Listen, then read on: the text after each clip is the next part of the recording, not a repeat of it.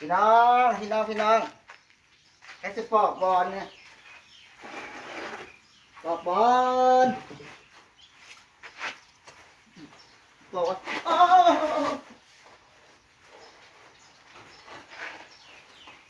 โอ้ยตั้งผ้าหงายเหร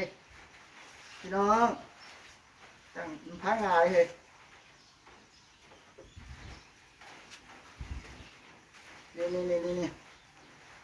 นี่โอ้นี่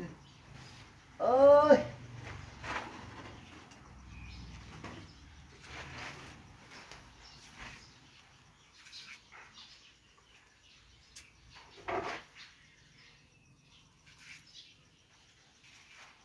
ตั้ง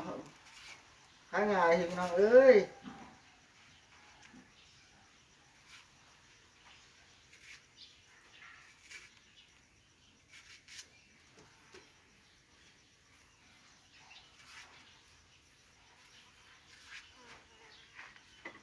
เห็นไหมบอก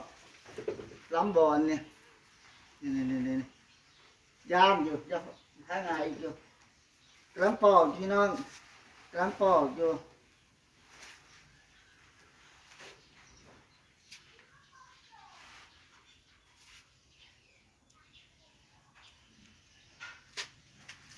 โอ้ยหรือสวัสดีค่ะพี่น้องสวัสดีค่ะ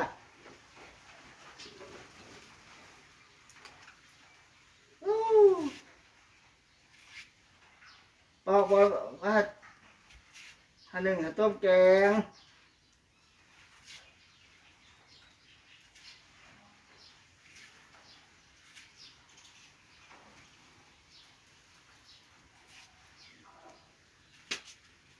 แค่นี้ละ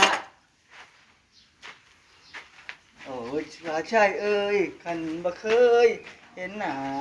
เห็นตาไปมันบาง